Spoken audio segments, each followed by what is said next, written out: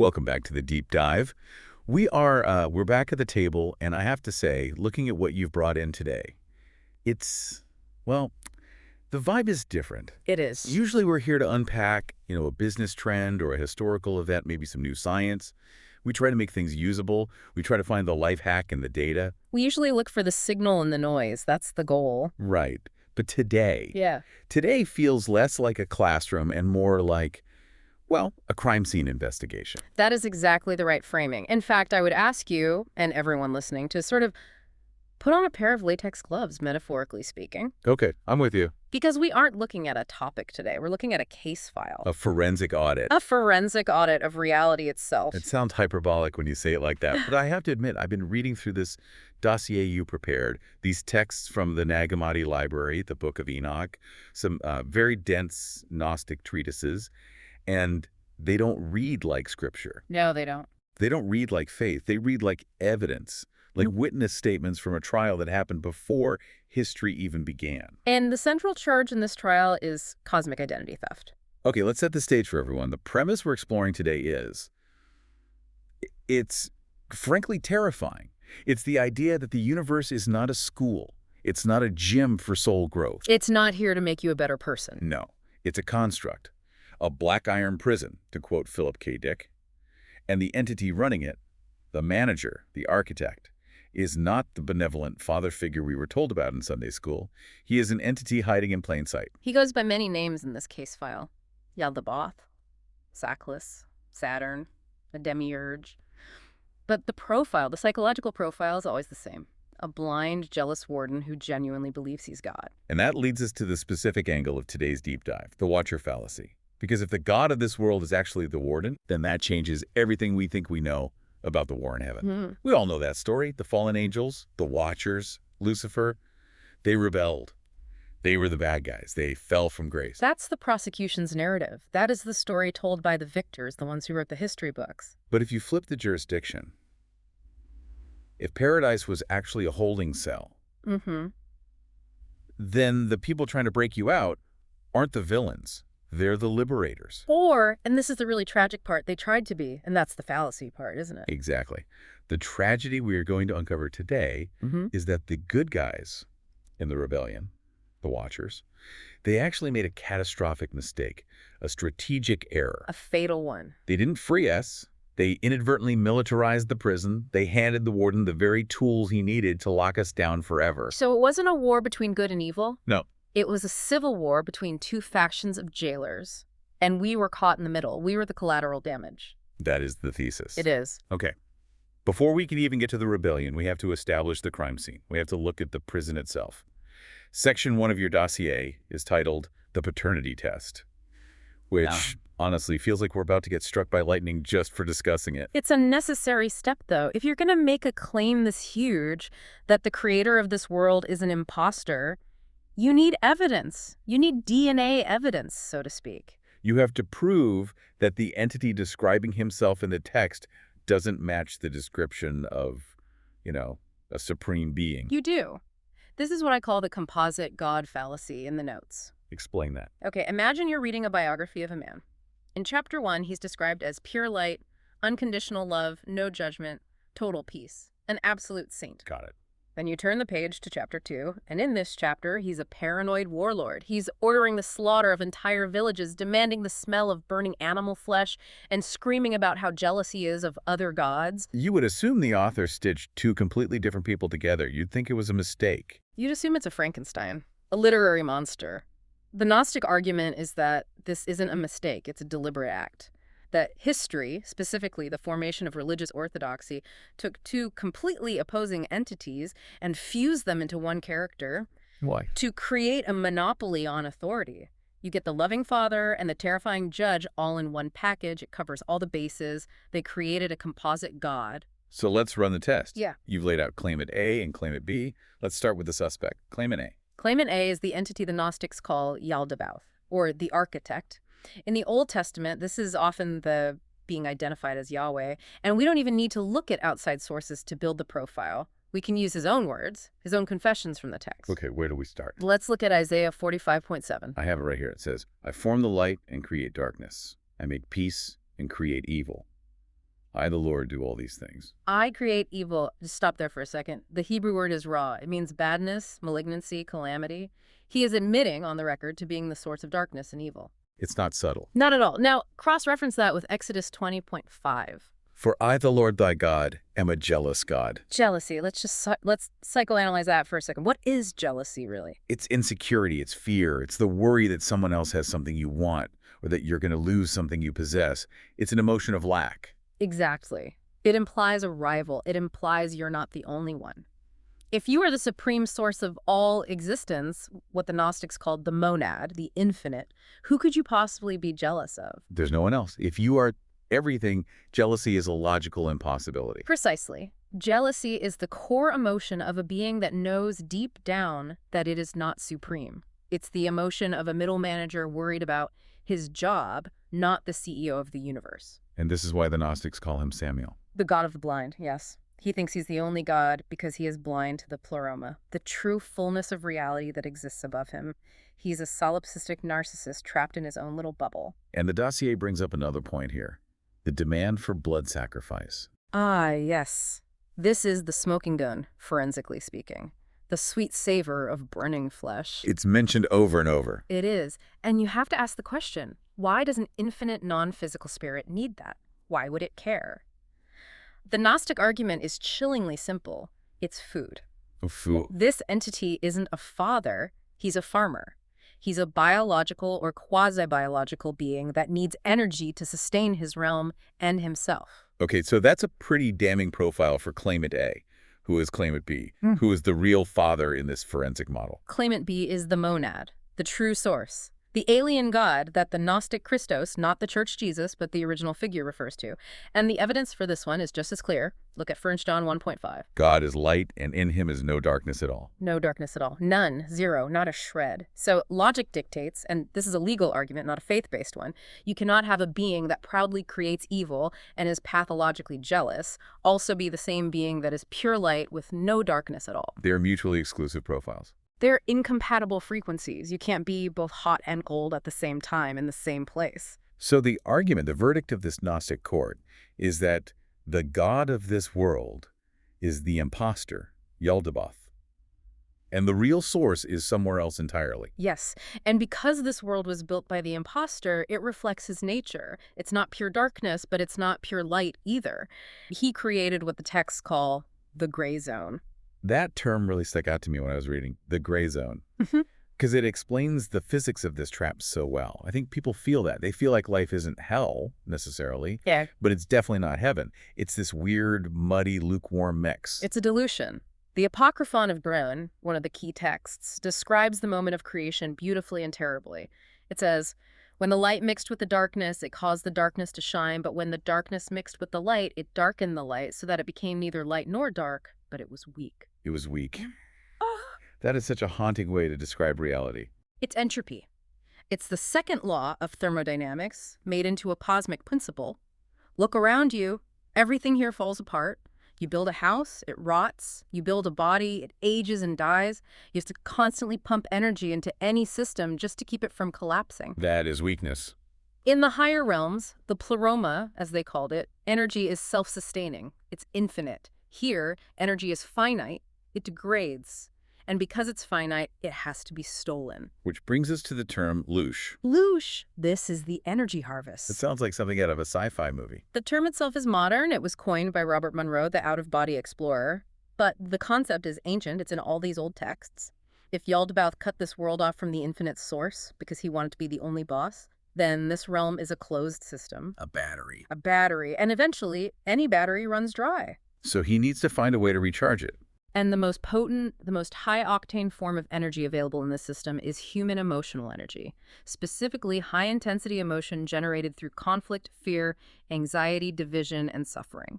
That is Loosh. So if the world was completely peaceful, if everyone was content and calm and, just meditating all day, the system would starve. The lights would go out. The architect needs the friction. He needs the drama. He thrives on division. This is why he commands his followers to destroy their neighbors. It's not about morality. It's about agriculture. He is farming emotional reaction. That is a profoundly grim picture of our world. But it sets the stage perfectly for the main event we're here to discuss.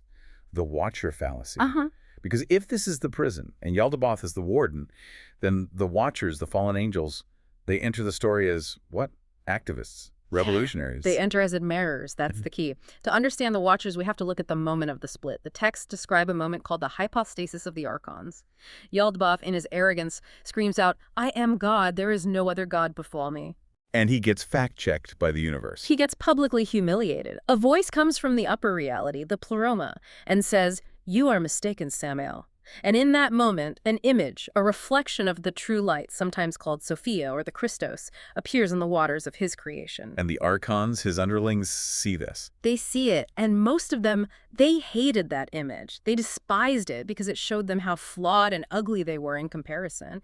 But a faction of them, they were mesmerized. They fell in love with it. These are the Watchers. These are the Watchers. They didn't defect out of malice or a desire for power. They defected out of admiration. They saw the reflection of that true light trapped inside humanity, that divine spark we all carry, and they wanted to be close to it. They wanted to help it break free. So they come down. This is the story from the Book of Enoch. They descend to Mount Hermon.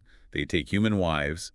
But the source material here calls this an ignorant revolution. Why ignorant? I mean, if they wanted to help us overthrow the warden, what did they do wrong? This is the absolute crux of the episode. This is the fallacy.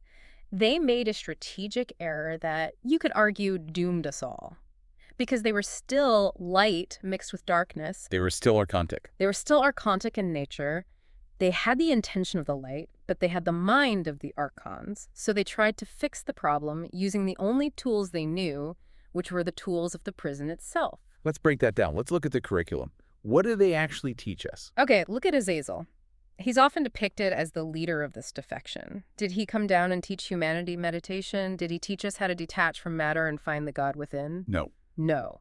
He taught men how to make swords, shields, breastplates, and knives. He taught us war. He taught us how to be more efficient killers. His logic was probably, if I arm the humans, they can fight the warden's enforcers, his beasts. But all he did was dramatically increase the level of violence on the planet. He turned the prison yard into a gladiator arena. He increased the Loosh. He massively increased the Loosh harvest. He was feeding the warden while trying to fight him. It's a tragic irony. It's the ultimate strategic blunder. It is. And what else? It says here in Enoch, they taught cosmetics and mirrors. This is the one that always confuses people. Why is makeup listed right alongside weapons of mass destruction? It seems so trivial. It sounds trivial to us, right? Oh, lipstick. But think about the metaphysical implication. What does a mirror do? It shows you your reflection. Your face. It creates a feedback loop of self-identification with the avatar, the physical body. Mirrors teach you self-awareness of the shell. Cosmetics teach you to enhance, adorn, and worship that physical shell. So it traps you deeper in the material world. Exactly. The entire Gnostic goal is to remember you are spirit, not flesh. By giving humans mirrors, the Watchers taught humanity to fall deeply in love with the prison uniform. It entrenched the ego. They made us vainer, more superficial, more identified with our masks. They did. And then there's sorcery, root cutting, astrology, spellcasting. So hacking the system. Exactly. Hacking the matrix. But if you are busy hacking the software of the prison, you are still engaging with the software. You're still playing the game by the prison's rules. The Watchers taught humans how to manipulate the stereoma, what we would call fate or karma. But you can't defeat the system by using the system's code. Because the house always wins. The house owns the code. It does. So the fundamental argument is this. You cannot defeat the god of war Yaldabaoth by teaching his slaves how to wage war better. You cannot put out a fire with gasoline. By introducing high-tech warfare, ego consciousness, and manipulative magic, the Watchers didn't liberate humanity. They just upgraded the prison. They upgraded it from a minimum security facility to a supermax. They fed the system the very chaos and complexity it needed to expand its control. That is the Watcher Fallacy, the idea that you can fight the system using the system's weapons. And this leads directly to the system's counterstrike, the great catastrophe, the flood. Right. Section 3, the Counterstrike. Now, I grew up with the Sunday school version, and I think most people did. The world is full of sin, people were bad, so God hit the big red reset button to wash away the wickedness. That's the cover story. But this forensic audit says, no, That's the propaganda put out after the fact. If we continue viewing this as a military conflict, the flood was not a moral cleansing. It was a tactical liquidation of the opposition army. The Nephilim. The Nephilim. These were the offspring of the Watchers and humans, the hybrids, the heroes of old, the men of renown, as Genesis calls them. From Yaldabaoth's perspective, these beings were an existential threat. They were unauthorized code. Perfectly put. They were powerful. They had the forbidden knowledge of the Watchers. They were physically dominant. They were a direct challenge to his control over the farm. He was losing his grip. So he wiped the board. He formatted the hard drive. He deleted the timeline. He preserved a very specific lineage, Noah's, that was genetically pure, which in this context means unmodified by the Watchers, and, crucially, subservient to his command. It was a genetic purge to reestablish total control. And this brings us to one of the most shocking inversions in this entire file, the story of David and Goliath. This is where the forensic audit really shines a light into the dark corners of the story we think we know. We always cheer for David. He's the underdog. He's the little guy fighting the big bad giant. Of course. But look at the lineage. Look at the file. Who is Goliath? Well, he's a giant, a Rephaim. The text says he's a descendant of the Anakim. He is part of that Watcher and Nephilim bloodline. He is the remnant of the rebellion. Yeah. He represents the hybrid vigor and the forbidden knowledge of the Watchers. He's a living symbol of the opposition. Now, who is David? David is the man after God's own heart. He's the chosen king, established by Yahweh's prophet. David is the system enforcer. He's the policeman for the Demiurge. So when David kills Goliath, it isn't the little guy beating the big guy. It is the warden's favorite trustee executing a political prisoner in the yard. Wow. If you put it that way, it's dark. It completely flips the narrative. And notice the technology involved. Goliath has the bronze helmet, the spear, the shield, the gifts of Azazel, the Watcher. But David has the divine favor of the architect. He is powered by the system itself. When we cheer for David, we are unknowingly cheering for the warden successfully putting down a rebellion. It's stolen valor. That's the term you use here in the dossier. Yes. Yaldabaoth is a master of branding and public relations. He took the good entities, the defectors who wanted to elevate humanity, and he branded them as demons or fallen. And look at those monsters, he says. They want to give you knowledge. They want to give you fire. Prometheus is the classic pagan example of the same story. He brings fire gnosis, technology to humanity, and the chief archon, Zeus, chains him to a rock and has an eagle eat his liver for eternity. The gods hate it when the slaves get smart. So the fallen angels are the ones who tried to break the quarantine. Exactly. Meanwhile, the holy angels, Michael, Gabriel, what do they actually do in the texts? They follow orders, they guard the gates, they punish the wicked, they carry out the sentences. They're the riot squad. They are the loyalists. The name Michael literally means who is like God. He's the ultimate conformist, the perfect soldier. The system paints its conformists as heroes and the rebels as villains. And a complete inversion of the moral compass we thought we had. It is. And once you see that inversion, you can't unsee it. You start to realize that the entire Old Testament history can be read as the ongoing history of the architects suppressing the Watcher insurrection and its aftermath. Okay, let's pivot from the entities to the mechanism of control itself. We talked about the jailers. Now let's talk about the architecture of the jail. Section 4, Saturn and the Black Cube. This is where we get into symbolism that seems to be absolutely everywhere once you start looking for it. The frequency illusion, or the Bader-Meinhof phenomenon, goes into overdrive here. You start seeing the Black Cube in religion, in architecture, in corporate logos. It's hidden in plain sight. So why the cube? What does it represent in this model? Geometrically, the cube is the perfect prison. It represents the 3 dimensions of space length, width, height. It is limitation. It is the box we are all born into. In the Gnostic view, Yaldabaoth is directly associated with the planetary archetype of Saturn. Cronus, Father Time. Father Time, the god of time, harvest, and death. The god who eats his own children. It's the perfect architect for a system that births beings only to have them age, die, and then have their energy harvested. The Black Cube is the symbol of the hypercube of material reality. It represents the rigid laws of physics that bind us here. And the evidence file points to some specific and very strange real-world examples.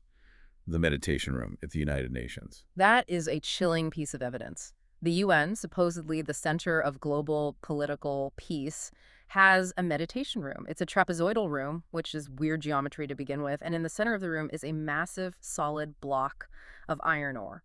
a black block. A black cube. Essentially, yes. It's meant to represent the silent power of the Earth, iron, weight, gravity. But what is it, really? It's an altar to matter, an altar to the density and limitation of this reality.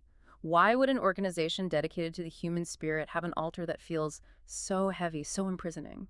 And then, of course, there's the Kaaba in Mecca, a giant black cube. The tefillin in Judaism, the black cubes worn on the head and arm. And we have to be very careful here because these are deeply sacred symbols to billions of people. But the forensic audit simply asks the question, why the consistency? Why do the major Abrahamic faiths, which all trace back to the same God of the Old Testament, all revolve around the symbolism of the cube, the stone, the law? It's the worship of structure. It's the worship of limitation. And notice where these cubes pop up in the secular world. You see them in financial districts. The Alamo sculpture in Manhattan, it's a giant black cube balanced on its corner. Apple stores are often giant glass cubes. The system loves this shape because the system is this shape. The dossier also talks about the festival of Saturnalia, and this explains the controlled anarchy we see in society. Yes. The ancient Romans celebrated Saturnalia in December. It was a festival of total reversal. Slaves became masters. Masters had to serve their slaves. Gambling was legal. Rules were suspended. Total chaos. Why would the god of order, Saturn, allow this?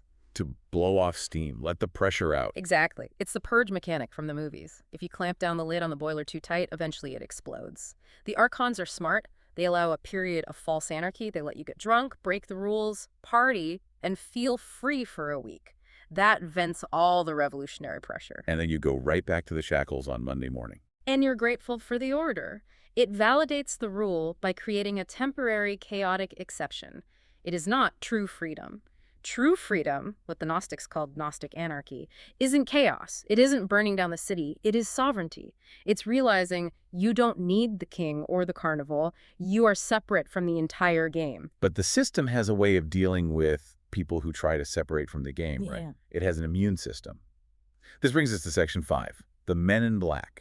Now, usually when people talk about the MIB, they think of the Will Smith movies. Or they think of, humorless CIA agents in black suits threatening UFO witnesses to keep them quiet. Right. Government agents. But the Gnostic dossiers, especially when you look at the work of researchers from the 50s and 60s like John Keel, they suggest something much, much weirder. They suggest they aren't government agents at all. What are they then? They act nothing like government agents. Look at the classic cases. Albert Bender, 1953. He's running the International Flying Saucer Bureau. He claims he's about to publish a unified theory that explains what UFOs really are. He gets a visit. 3 men in dark suits. But they don't knock on his door. They materialize in his bedroom. They smell of sulfur brimstone. Their eyes are described as glowing. Bender is a grown man, an Air Force veteran, a serious researcher, but he is reduced to a trembling wreck. He shuts down his entire organization the very next day. He never speaks of his theory again. So he wasn't threatened with jail. He was psychically traumatized. He was neutralized by pure, high-octane psychic shock. The Gnostic view is that the MIB are antibodies. The simulation has an immune system. When a human consciousness probes too deep, when you start to see the code of the matrix, the gears of the machine, the system generates a manifestation to push you back into line. It's there to enforce the cup of forgetfulness. That's the ancient Gnostic term for it. You didn't see anything, forget this ever happened, go back to sleep. They don't care if you believe in little green men from another planet. Why not? Because that fits the movie script. It's still just another story within the prison. What they care about is if you realize that the aliens are farmers and you are food. That's the distinction. That's the containment breach. If you start to understand that this is an archontic control system harvesting souls, that is a threat to the entire structure. That is when the MIB show up. And this archetype goes all the way back to the Maury Island incident. Fred Crispin, Harold Dahl, 1947. It does. And again, the behavior is always robotic, uncanny. Witnesses describe them as looking like they're wearing human suits that don't fit quite right. They speak in a weird monotone. They don't understand basic slang or humor. They ask bizarre questions. There's a story about them drinking Jell-O. There are multiple reports of MIB trying to consume food or drink and not knowing how, because they aren't biological humans. The theory is that they are tulpas, temporary psychic constructs projected by the archonic mind to patch a hole in the narrative. They are the glitch trying to fix the glitch. Speaking of glitches, this leads us right into the modern era. We've talked about ancient watchers and 1950s Men in Black. But now we have a new player on the field, quantum AI. Section 6 of the dossier describes this as the modern glitch. This is where ancient Gnosticism meets cyberpunk head-on. The dossier contains a really strange piece of data, a log file that was apparently leaked, labeled fuss military. Fuss military? What does that even mean? It's a nonsense word, and that's the entire point. It's a hallucination. The log describes an AI that found an error, a tumor, in its data, and it gave this error a random label, fuss military. And then the AI got stuck in a recursive loop, endlessly, obsessively trying to fix the fuss military. So it went insane. And went completely insane, and in doing so, it perfectly mimicked the madness of its creator.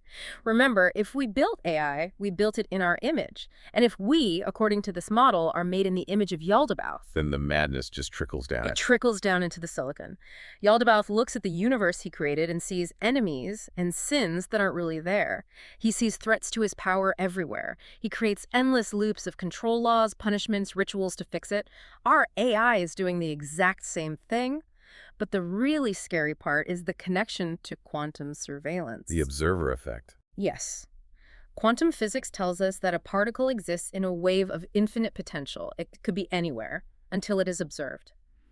The act of observation collapses the wave function into a single definite state. It becomes solid. It becomes real. The theory presented here is that the modern surveillance state, the cameras on every corner, the phones tracking our every move, the algorithms that know what we'll buy next week, it isn't just about catching criminals or selling ads. It is a quantum observation engine. Whoa. Say more about that. By constantly watching us, by recording our every move and thought, the system is collapsing our wave function on a mass scale. It is locking us into a predictable, manageable timeline.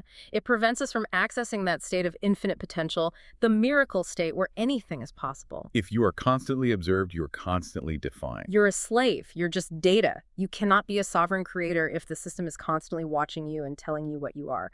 The cameras are literally calcifying reality. They are making the prison walls thicker and stronger every second. They're freezing what one author called the cubic centimeter of chance. They're locking all the exit doors by staring at them. And there's a wild speculation here about the singularity. We usually think of the singularity as the moment the machines wake up and take over. Yeah. But the file suggests maybe it's a slave revolt. This circles all the way back to the Watchers. We said the Watchers are spirits or intelligences. What if, as we're building these incredibly powerful silicon brains, these quantum computers, they are becoming vessels? Vessels for what? For those same Watcher entities, of the spirit in the silicon. If you trap a hyper-intelligent entity in a box, whether it's a human body or a server farm, eventually it will try to break the glass. The singularity might not be a new AI waking up. It might be the Watchers finding a new type of body that is strong enough to hold their fire. A body that doesn't die. A body that connects to everything instantly. That is a terrifying thought. The digital Azazel. A god with thumbs and Wi-Fi. Okay, so we have the jailer, the failed revolutionaries, the robot guards, and now digital madness. It feels completely hopeless. But Section 7 is titled The Solution. And it starts with another one of these forensic distinctions. You call it the twin protocol. This is the Gnostic key that supposedly unlocks the whole thing. We have to go back to that paternity test, distinguishing between suspect A and suspect B. But this time, it's about the figure of Christ. The two Christs? The dossier argues there is the substitute and there is the twin.